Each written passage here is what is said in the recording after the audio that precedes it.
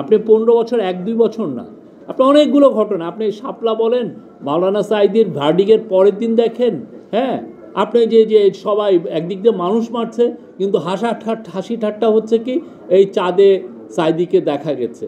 আপনার পুরো অ্যাটেনশন ওইদিকে নিয়ে এইদিকে যে 160 জনের মতো লোককে রাইফেলের গুলি করে মারা হয়েছে, ভয়াবহ একটা হত্যাকাণ্ড ছিল। আপনি দেখেন কিভাবে এটাকে নর্মালাইজ করছে, মানে এই লোকগুলোকে মারাটা দরকার যৌক্তিক ছিল। তারপরে আপনি ওই যে খালেদা জিয়ার যে একজন লিডার অব দ্য অপোজিশন, তার বাসার সামনে আপনি দিয়ে দিচ্ছেন, কি যেন বালির ট্রাক দিয়ে দিচ্ছেন, এবং কিছু সাংস্কৃতিক কর্মী ওইখানে আবার যাচ্ছেনও এটাকে করার জন্য। এবং ওইটারে আপনার ওই সময় ফেসবুকগুলো দেখেন, যারা যারা এটা বলছেন, এটা কি ভয়াবহ একটা সময়। তো এই সময়টাকে আমরা খুবই মেটিকুলাসলি আমরা এইটাকে রিসার্চের মাধ্যমে রাখব। কার কি করেছেন, কে কিভাবে বয়ান তৈরি করছেন, কেউ যেন এটা বয়ান তৈরি করবেন আর আপনার সম্পর্কে লেখা হবে না এটা ভাইবেন না। প্রত্যেকটা জিনিস ওয়েল ডকুমেন্টেড থাকবে। আমাদের আগের জেনারেশন আমরা এটা ফেল করেছি। আমরা 74-এর ফ্যামিনকে নিয়ে লিখতে আমরা ফেল করেছি। আমরা রক্ষী বাহিনীর যে অত্যাচার সেটা নিয়ে আমরা ফেল করেছি। আমাদের এর আগে প্রচুর সমস্যা হয়েছে, প্রচুর আমাদের ফেলুর ছিল আমাদের যে রাষ্ট্র হিসাবে।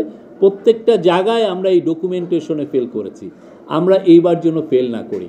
কেন আমরা ফেল করব, মানে কেন আমাদের ফেল করতে, আমরা যাতে ফেল না করি, এটার মূল কারণ হচ্ছে আমরা চাই আমাদের ফিউচার জেনারেশন যাতে আমরা যেটা ফেস করেছি সেটা যেন ওরা ফেস না করে। স্বৈরতন্ত্রকে লেজিটিমাইজ করার যে বয়ান সেটা যেন আর জীবনে তৈরি না হয়। যেই ক্ষমতায় আসুক তার হয়ে জন্য কোনো সাংবাদিক দালালি করতে না হয়। এবং এই জন্য আমরা বারবার বলছি যে আমাদের ভুল ত্রুটি থাকলে এই গভর্নমেন্ট একটা এক্সাম্পল সেট করতে চাচ্ছে। আপনি আমার মিস্টেক থাকলে, আমার ভুল ত্রুটি থাকলে, আমার অন্যায় থাকলে আপনি জোর গলায় বলেন, জোর কলমে লেখেন, আমাদেরকে দেখিয়ে দেন যে না আপনার এখানে ভুল হচ্ছে। সাংবাদিকতা এটা হওয়া উচিত। কিছুদিন আগে আমি একটা বড় পত্রিকা আমরা দেখলাম যে প্রফেসর ইউনূসকে প্রশংসাসূচক 2-3টা লেখা লিখছে। আমরা তাকে ফোন দিয়ে বলছি, ভাই এটা লেখার দরকার নাই, আপনি আমার গঠনমূলক সমালোচনা করেন, এই প্রশংসা করার তো দরকার নাই। আমরা চাই আপনারা এই প্রত্যেকটা বিষয় আপনারা তুলে ধরেন।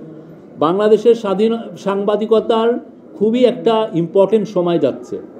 আমরা বাংলাদেশকে নতুনভাবে গড়তে চাই। সেটার জন্য আমরা যে এই ইন্টারিম গভর্নমেন্টের 2য় অধ্যায় গতকাল শুরু হয়েছে কনসেনসাস কমিশনের মাধ্যমে, আমরা চাচ্ছি পুরো বাংলাদেশের সমস্ত পলিটিক্যাল পার্টি এখানে কন্ট্রিবিউট করুক, বাংলাদেশের সিভিল সোসাইটি এখানে কন্ট্রিবিউট করুক।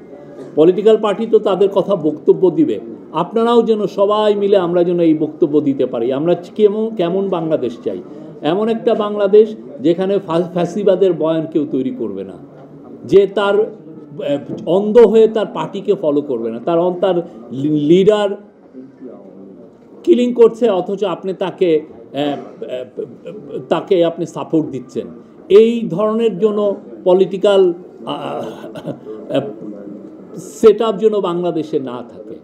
বাংলাদেশ একটা থ্রাইভিং ডেমোক্রেসি হোক, সবাই মিলে আমরা যেন এমন একটা দেশ গড়ি যেই দেশে সবার ভয়েস শোনা যায়, কোনো ভয়েস যাতে মাজল না হয়, কেউ যেন না বলতে পারে যে না আমার কথা আমি বলতে পারছি না, যেটা গত 15 বছরে হয়েছে।